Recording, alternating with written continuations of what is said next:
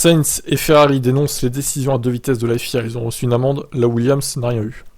Et oui, Williams, comme on a vu tout à l'heure, qui a peut-être saboté le résultat indirectement de cette course. Incroyable. Là, le scandale est total. La situation du trafic à Monaco est toujours très difficile, a déclaré Binotto. Je pense que la communication radio est essentielle et pas évidente. On a fait de notre mieux, nous pensons que l'entrave qu'il a faite n'était pas dangereuse. Nous ne sommes pas très heureux de l'amende. Alors ça, c'était par rapport à la qualif samedi, lorsque Carlos Sainz a gêné Stroll. L'Espagnol était dans la trajectoire dans un virage en aveugle et c'est sûrement ce qui a amené l'amende. Binotto ne comprend pas pourquoi d'autres ne sont pas punis pour avoir gêné les concurrents. Nous pensons que c'était pas le bon choix parce que nous pensons qu'en tant qu'équipe et pilote, nous avons fait de notre mieux pour éviter à ce moment-là et ne rien faire de mal. Nous devons accepter la décision, ça ne veut pas dire que nous sommes d'accord avec elle. Sainz, qui était aux côtés de Binotto lors du point presse de Ferrari dimanche soir, a confirmé l'injustice selon les pilotes. Je ne peux pas compter les fois où j'ai été gêné à Monaco ce week-end, avec des manœuvres dangereuses et non dangereuses. Ce que je comprends pas, c'est pourquoi nous avons reçu une amende de 25 000 € pour avoir gêné. Je l'ai fait, j'ai accepté la faute, je me suis excusé auprès de Lens. 25 000 €, c'est beaucoup quand même. Hein. Et pourquoi d'autres cas n'ont pas été étudiés et d'autres personnes ne reçoivent pas d'amende pour exactement la même chose? Le pilote qui a gêné Sainz, c'était Nicolas Latifi, qui lui a possiblement coûté la victoire en bloquant pendant près d'un tour. Carlos a été malchanceux parce qu'il a trouvé Latifi, il était coincé derrière lui avec des drapeaux bleus pendant 2 secteurs. Sans ça, il aurait été devant Pérez. Il y avait des situations qui n'étaient pas en notre faveur car nous avons également fait des mauvais jugements. Sainz explique pourquoi ça lui a coûté la victoire. Ça nous a coûté la course et il n'y a pas eu d'action. C'était une entrave claire. C'est là que nous voulons plus de clarté, nous voulons plus de cohérence.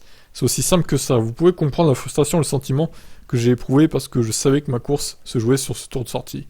Et dès que je suis sorti des stands, j'ai eu du patinage. Ouais, d'accord, une petite coquille là, entre la zone sèche et la zone humide. Et Latifi a réussi à le soufiler devant moi, sachant que j'étais le leader de la course à ce moment-là. Il aurait parfaitement pu rester derrière moi au lieu de me doubler, alors que je vais rester à droite de la ligne jaune. Oui, il aurait pu lâcher un peu, Latifi, ça lui aurait coûté quoi? De lâcher un peu, il était dernier de toute façon. Cette grosse daube de Nicolas Latifi. À partir de là, j'ai dû le suivre de Massenet jusqu'à la sortie du portier. Il s'est dégagé dans le tunnel.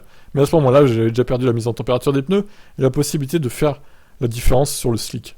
Oh là là. Je crois qu'à ce moment-là, les slicks étaient déjà aussi rapides que les inters et le fait d'être coincé derrière la voiture la plus lente de la grille sur la piste m'a coûté l'opportunité de rester devant le Checo après le pit stop. Vous pouvez imaginer ma frustration. Vous pouvez imaginer mes cris à la radio pour le faire sortir de mon chemin. Mais pour une raison quelconque, ça a pris plus de temps que prévu. Ouais, comme j'ai dit dans la précédente vidéo de Williams, c'est bizarre hein, quand même. Hein. À chaque fois, ça avantage Red Bull. Hein. Alors certains diront, ouais, t'es un complotiste, arrête de dire ça, c'est pas de la faute de Williams, c'est Ferrari qui a fait une mauvaise stratégie. Alors oui, peut-être qu'ils ont fait une mauvaise stratégie, mais désolé, l'autre, Latifi, il n'allait pas être là non plus, quoi. Donc, les deux raisons ont fait que, en fait, Ferrari a perdu la course. Au profit de Red Bull, encore une fois. C'est un fait. Alors là, les fans de Ferrari, vous allez haïr les Williams, ça, maintenant. C'est terrible. Bon, je vous laisse commenter. Y a-t-il alors je vous pose la question. Y a-t-il un complot entre Red Bull et Williams pour que les Williams gênent les concurrents de Red Bull? Dites-moi en commentaire si y a un complot ou pas. À votre avis. Ciao, ciao.